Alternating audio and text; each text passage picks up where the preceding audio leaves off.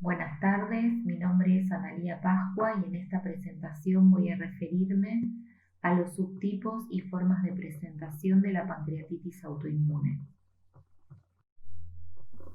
La pancreatitis autoinmune es una pancreatopatía particular y heterogénea que puede clasificarse en tipo 1, relacionada a la inmunoglobulina G de tipo 4, que a su vez puede dividirse en una entidad limitada al páncreas o asociada a compromiso de otros parénquimas en el contexto de lo que llamamos enfermedad relacionada a IgG4, una de tipo 2 que también puede estar limitada al páncreas o bien asociarse a una enfermedad inflamatoria intestinal, y un tercer grupo que son las pancreatitis respondedoras a corticoides, pero que no reúnen criterios ni de tipo 1 ni de tipo 2. En cuanto a la epidemiología, ha sido reportada en diferentes regiones geográficas en el mundo, especialmente en Asia, fundamentalmente en Japón, en Europa, básicamente en Alemania, Italia y el Reino Unido, y en Estados Unidos de América. En Latinoamérica no hay datos de prevalencia, no hay datos sobre si tenemos algún tipo predominante y no hay datos sobre probables diferencias étnicas. Esto tiene que ver con que las publicaciones provenientes de este lado del mundo son realmente limitadas. Los criterios diagnósticos han ido evolucionando en los últimos 20 años y contamos con guías tanto para el diagnóstico como para el tratamiento de esta entidad, que han sido elaboradas con la colaboración de expertos tanto de Oriente como de Occidente. De acuerdo con la Guía de Criterios Diagnósticos publicada en el año 2011, deberíamos tener en consideración la presencia de una imagen pancreática parenquimatosa y ductal características, una serología clásica, al menos en la tipo 1, el compromiso de otros órganos, la histología y la respuesta al tratamiento con corticoides, que realmente es muy buena en todos los tipos de pancreatitis autoinmune. En cuanto a la imagen pancreática, todos los tipos pueden presentarse de una manera difusa, de una manera focal o segmentaria y de una forma multifocal. Las formas focales son las que plantean los diagnósticos diferenciales entre patología inflamatoria y patología tumoral, y por supuesto el principal diagnóstico diferencial a considerar por frecuencia y por pronóstico es el adenocarcinoma ductal de páncreas, pero también considerar entre los diagnósticos diferenciales a las pancreatitis crónicas tradicionales manifestadas de manera focal, otras más foaming pancreatitis como la folicular, la xantogranulomatosa y algunas otras que en ocasiones puede tocarnos ver. En cuanto a la imagen pancreática, ha sido descrita una imagen parenquimatosa y una imagen ductal clásicas. En cuanto a lo parenquimatoso, lo típico es el aumento de tamaño de la glándula pancreática con pérdida de lobulaciones, dando el aspecto de un páncreas en salchicha, la presencia de un borde edematoso delgado. El patrón de realce, lo que hay es un retraso de captación. La pancreatitis autoinmune muestra un realce en la fase arterial pancreática tardía y un aumento progresivo hacia las últimas fases vasculares. En cuanto a las secuencias de difusión en resonancia magnética, lo que se observa es restricción, y en el PET hay un aumento en la captación de fluoro de oxiglucosa. En cuanto al compromiso ductal, en el caso de estar presente, lo característico es la presencia de estenosis largas, definidas como aquellas estenosis que abarcan más de un tercio de la longitud total total del conducto pancreático principal o bien la presencia de estenosis múltiples, pero en todos los casos lo característico es la ausencia de dilatación postestenótica. Esta es la imagen de una pancreatitis autoinmune clásica con compromiso, aumento difuso y homogéneo de toda la glándula pancreática, con pérdida de las lobulaciones habituales, con un borde liso que va a simular una cápsula, con restricción en las secuencias de difusión y con como decíamos, un retraso en la captación de contraste. Esta es una imagen característica que difícilmente nos plantee dificultades diagnósticas. Pero por otra parte están las formas focales que, si bien van a respetar las características en cuanto al patrón de captación de contraste o al comportamiento en las secuencias de difusión, la focalidad va a hacer que necesariamente nos planteemos los diagnósticos diferenciales que mencionábamos anteriormente y vale la pena señalar en este punto que todas las formas focales deben ser biopsiadas. En todos los casos debemos tener una biopsia, idealmente por ecoendoscopía, de este tipo de lesiones. En cuanto a los signos de alarma que nos obligan a pensar en cáncer como primer diagnóstico, están los signos clínicos y los signos radiológicos. En la tomografía computada, la presencia de una masa hipodensa con un cambio abrupto en el calibre del conducto principal o signo del cutoff, la dilatación ductal y la atrofia distal deben ser signos que nos obliguen a descartar con gran preocupación y con gran ocupación al adenocarcinoma ductal de páncreas. Los pacientes que presentan una masa pancreática y que clínicamente se presentan con dolor moderado a severo, especialmente si ese dolor requiere tratamiento con opiáceos, si el paciente tiene hiporexia y pierde peso, también son signos de alarma que nos obligan a descartar el cáncer de páncreas. Con respecto a las manifestaciones clínicas, vamos a ver un patrón bastante característico en la tipo 1 y en la tipo 2. La forma más frecuente de presentarse en la tipo 1 es la ictericia obstructiva, en general indolora, o con discreto disconfort o dolor leve. Llama mucho la atención que la pancreatitis autoinmune de tipo 1 sea una entidad intensamente inflamatoria y a pesar de ello suele presentarse clínicamente sin dolor. Otras formas de presentación de este tipo menos frecuentes son la masa pancreática, el agrandamiento difuso, la estenosis del conducto principal, infrecuentemente la pancreatitis aguda. Como contrapartida, las de tipo 2 suelen presentarse como una pancreatitis aguda en aproximadamente el 50% de los casos, y esta representa su manifestación clínica más frecuente. En algunos casos, pero ya con otra frecuencia, puede haber ictericia obstructiva no dolorosa o una masa o una estenosis sintomática del conducto pancreático. Con respecto a los tipos clásicos, la forma de presentarse clínicamente no es la única diferencia, hay diferencias muy significativas que van desde la distribución geográfica hasta el compromiso de otros órganos entre ambos tipos. El tipo 1 es más frecuente en Asia que en Occidente. Se presenta en pacientes que están cursando la 7ª década de la vida, es más frecuente en el sexo masculino.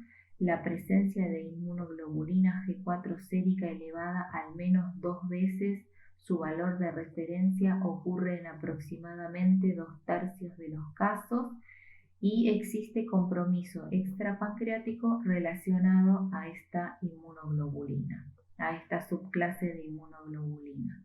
Puede haber asociación con colitis ulcerosa o enfermedad de Crohn, pero con una frecuencia mucho menor que en su contrapartida la pancreatitis autoinmune de tipo 2.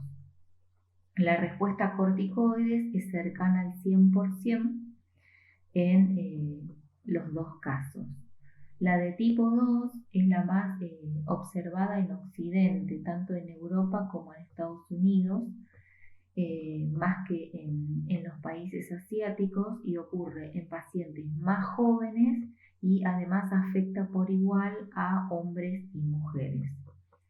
Puede haber pacientes con tipo 2 que cursen con aumento de la IgG4 sérica, aproximadamente el 25% de los pacientes puede hacerlo, pero no va a haber compromiso de otros órganos porque la tipo 2 es una enfermedad pancreática aislada que a lo sumo puede asociarse a enfermedad inflamatoria intestinal, pero no tiene el contexto de compromiso de otros órganos que tiene la de tipo 1. La de tipo 2 puede asociarse hasta en un 20% con enfermedad inflamatoria intestinal. En cuanto a la histología, también hay características que distinguen a ambos tipos. La pancreatitis autoinmune de tipo 1, también llamada por sus características histológicas pancreatitis esclerosante linfoplasmocitaria, tiene característicamente, además de la infiltración linfoplasmocitaria, una fibrosis estoriforme o arremolinada prominente, la presencia de flebitis obliterativa y la presencia de plasmocitos que marcan positivo para IgG4 en un número que es mayor a 10 por campo de alta resolución. Por otra parte, la de tipo 2, o también llamada por sus características histológicas pancreatitis ductocéntrica idiopática, también va a tener infiltración linfoplasmocitaria, pero va a tener menor presencia de fibrosis arremolinada, la flebitis obliterante va a ser rara, y si hay plasmocitos IgG4 positivos, van a estar presentes, pero en un número menor a lo que suele observarse en su contrapartida, la de tipo 1. Lo que es clásico en la tipo 2 es lo que conocemos como GEL o lesión epitelial granulocítica. Es una lesión característica producida por acúmulo de granulocitos que van a infiltrar y destruir el sistema ductal. En el caso de la tipo 1, otra herramienta que puede ayudar a su diagnóstico a nivel histológico es la relación plasmocitos IgG4 positivos sobre plasmocitos IgG positivos mayor al 40%. Esta es otra herramienta que ayuda a los patólogos a hacer el diagnóstico desde este punto de vista. Con respecto a la inmunoglobulina G4, podemos mencionar que su rol en la patogénesis de la enfermedad es controvertido. Por lo tanto, no hablamos de enfermedad por IgG4, sino de enfermedad relacionada a la IgG4, justamente porque no se conoce con exactitud cuál es el rol de esta subclase de IgG en esta entidad. Lo que vale la pena señalar es que tanto a nivel plasmático como a nivel tisular, la presencia de IgG4 no es patognomónica ni exclusiva de la enfermedad autoinmune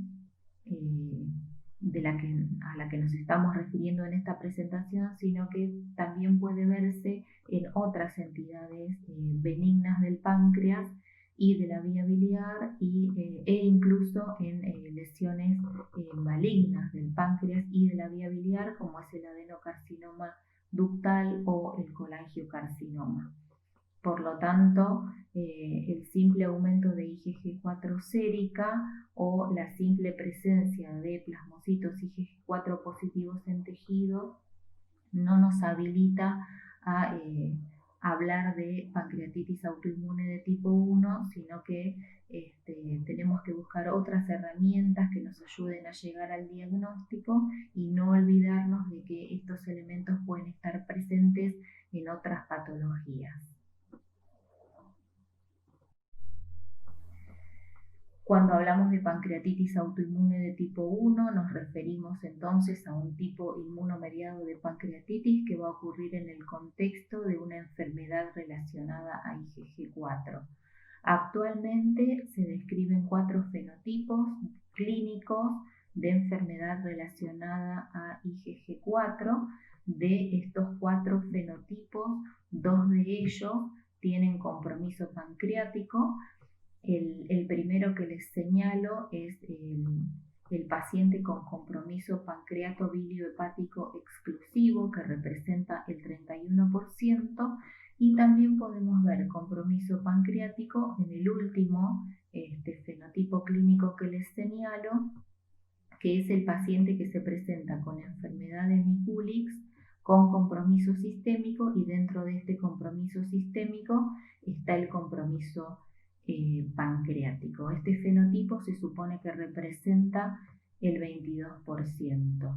Afortunadamente, de los 2 fenotipos que cursan o que pueden cursar con compromiso pancreático, ambos fenotipos responden muy bien a corticoides. La realidad es que esta división, esta clasificación nos permite ordenarnos, pero en la práctica clínica no hay un paciente igual al otro, y nos ha tocado ver, por ejemplo, pacientes con compromiso pancreático y aórtico.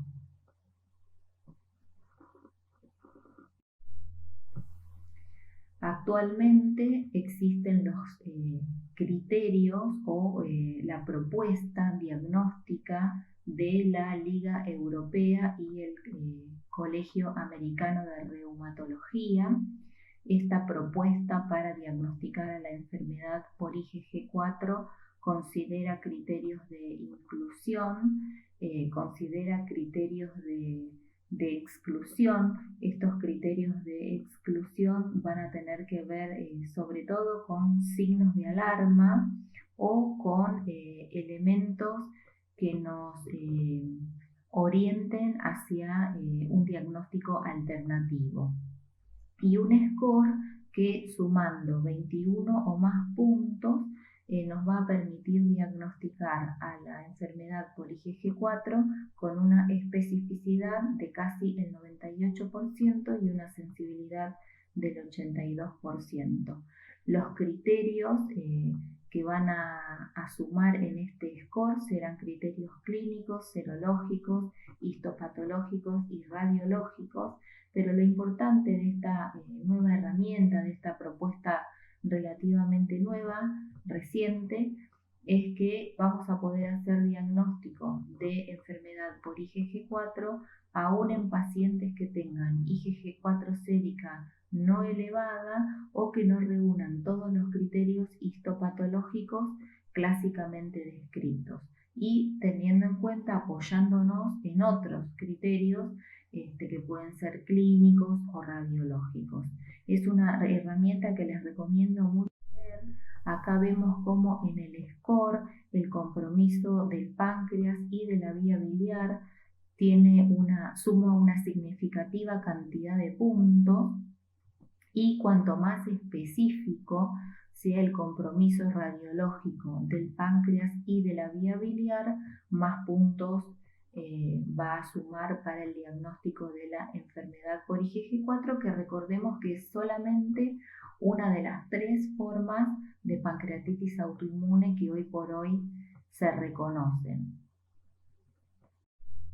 Como consideraciones finales, la pancreatitis autoinmune es una entidad particular y sumamente heterogénea. Las manifestaciones clínicas pueden orientarnos hacia alguno de los 2 tipos clásicos, pero en la práctica cotidiana vemos casos indeterminados. Las formas focales plantean varios diagnósticos diferenciales, pero claramente nuestro principal diagnóstico diferencial es el adenocarcinoma ductal de páncreas. La prevalencia y las particularidades de esta enfermedad en Latinoamérica son desconocidas y son objeto de estudio en la actualidad. Gracias por su atención.